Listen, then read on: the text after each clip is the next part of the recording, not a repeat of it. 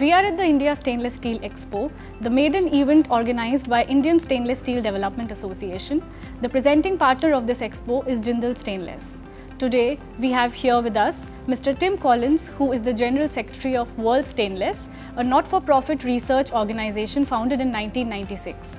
Tim is a renowned personality across the stainless steel fraternity, and he has been associated with the industry for more than 4 decades now.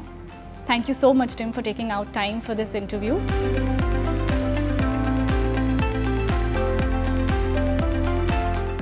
Well, I was born in the city of industrial Sheffield in the UK in the early 1960s, and I grew up there. My father ran a company that was actually founded by Harry Brearley, who is credited with the first ever cast made of stainless steel back in 1913. And as a teenager, I worked for my father in the summer holidays from school. So I think my destiny was set in those years, having sort of worked with stainless steel, although I didn't really understand much. I was just a labourer on the shop floor then for those few months every year. But after I'd gone to university to study metallurgy, so I'm first and foremost a materials scientist, I joined in the early 80s the graduate training scheme of what was British Steel Stainless. And my only ambition was to be a metallurgist. I enjoyed the factory environment, but as things changed over the years, I had opportunities through mergers and acquisitions in both supply chain management and operations management as well, which I really enjoyed. So I never then had a desire to leave the industry, and it was a continuous development career for me. I was learning all the time, and hopefully that sort of allowed me to bring some of my learnings back to other people within the industry that I've made many friends of over many years. You know, as you said, it's more than 4 decades now, and I still feel like I'm 18, which is rather nice. You know, I still feel that youth, that energy, the enjoyment of the industry. And it's an industry full of good people too, and I think that helps when you're working with decent, honourable, reliable and caring people. It makes your work life so much easier.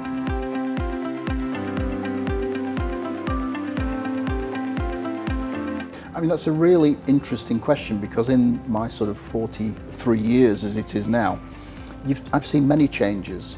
There were some obvious applications when I joined the industry in the 1980s, particularly in domestic appliances, in cutlery and tableware, and less so, apart from outside food processing and chemical processing, less in other parts of the usage sectors. However, what has become more and more apparent is vehicular usage, particularly exhaust systems for stainless steels in cars and other vehicles.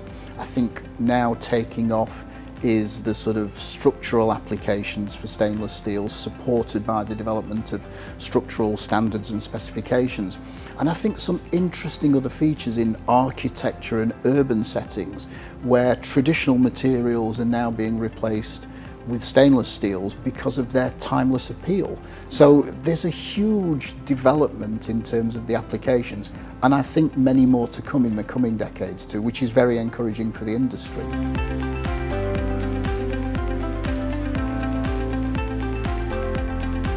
I think there's a couple of obvious ones that are sort of standout opportunities, and some to come a little later perhaps.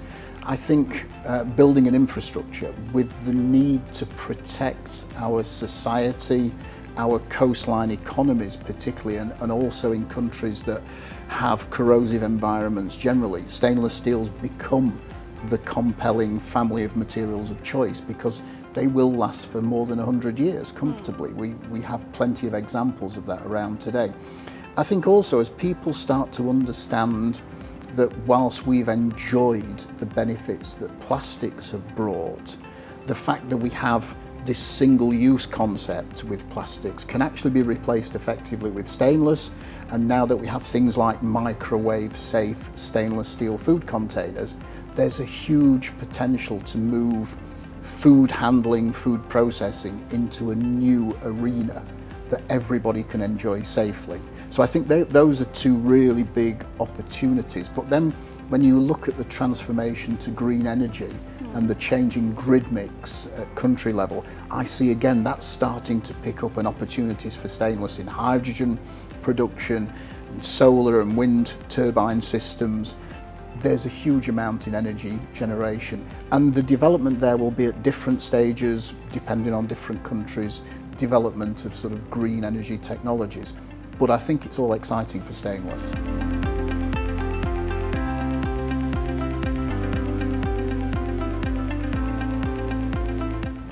I think India is in quite an interesting and unique position when you look at the sort of countries and regions worldwide. The growth in stainless production and consumption in India has been quite rapid over recent years.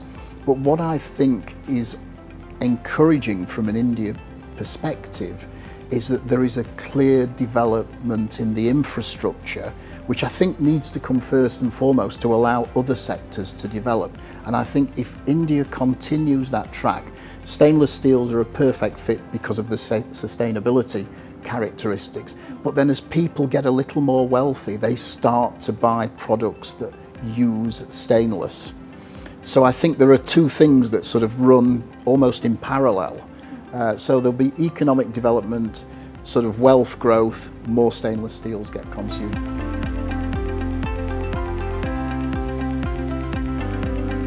I think there's two obvious sectors in the recent history of India, notwithstanding what will come next, of course. But I think what is classed as sort of generic metal goods, so containers, packaging, tools, all made of stainless. As sort of economies grow, the consumption of stainless naturally falls into that collection of applications. But also mobility as well, as people start to own more and more cars. I remember growing up in the UK, it was 1 car per household. Now 2 and 3 cars per household is normal. India, following that transition, will see more use of stainless too. Because I think there are things that will transform over time to where stainless steel will replace other materials in sort of domestic settings. But also when you start to think outside of the sort of traditions of stainless steel, the space race is interesting, sort of space travel, and already with SpaceX and their reusable spacecraft, they are made out of stainless steel predominantly.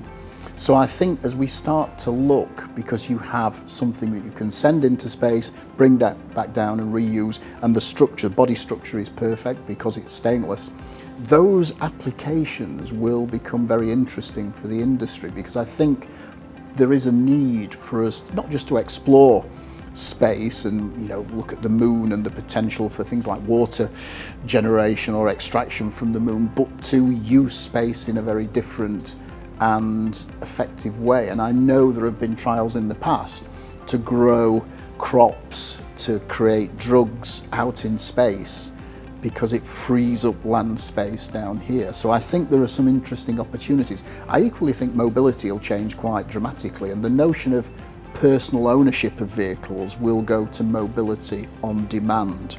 So I think building public transport systems will demand more stainless, particularly as we will have a need to go underground more with public transport systems because of continued mass urbanisation. And with, I think at the moment we have 55–56% of our population globally living in cities. That is expected to increase to 70% within the next couple of decades. So with that in mind, public transport becomes a necessity, and an exceptional public transport system in major urban settings will become the norm, I'm sure.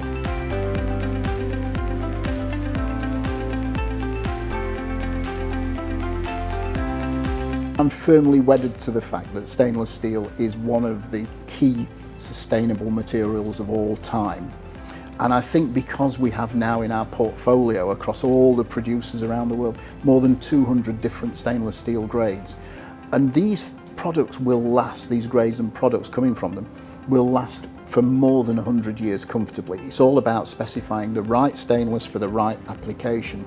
So I think we can promote stainless steels effectively to be sustainable materials, whether that be in protecting coastlines, protecting people's health, allowing sort of improvements in agricultural developments to support a growing population. You know, we know we're on a trajectory where the global population will reach 10 billion people at some point, and we have to be able to feed them all and look after them all. So I think stainless has all the right attributes. I think the issue is for stainless that people are not yet switched on to the fact that it's not stainless or it's all stainless. And I would argue that in many, many applications, you can use stainless selectively, and that's the key. So to give an example of that, a bridge that needs to last for more than 100 years, if you just use 10% stainless reinforcement and displace 10% of the traditional carbon steel reinforcement, you suddenly remove pretty much all the maintenance needs and all the corrosion problems. So it's that very careful selection that's really important. We're not looking for stainless to replace every other material out there, but clever use, intellectual use is what's important, and that will safeguard our global community, which I think we all have to engage in. It does. Life cycle costing is a very important component, and more people are picking up on this. I think it's actually well understood in India, perhaps more than some other regions of the world, which is rather encouraging. But still, while you have this separation between the asset creator and the asset owner in certain parts of the world, you have a difficulty, because life cycle costing puts a little more of a burden on the asset creator, and the asset owner gets the benefits of that. So I think we need this shared approach to how to create things so that everybody benefits in the long term.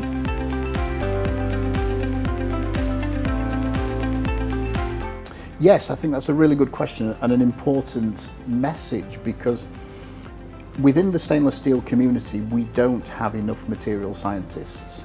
And when I say community, I mean the broadest sense of community.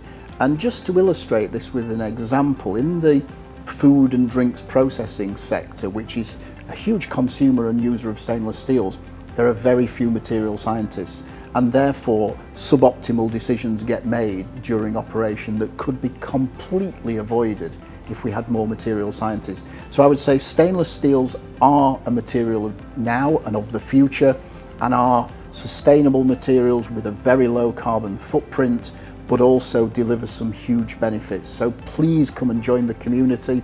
You will find it an exciting, rewarding, enlightening career, and you meet some great people along the way. And you know, I've not given up after 43 years. I still have the sort of enjoyment of a schoolboy. It's fantastic, so come along please.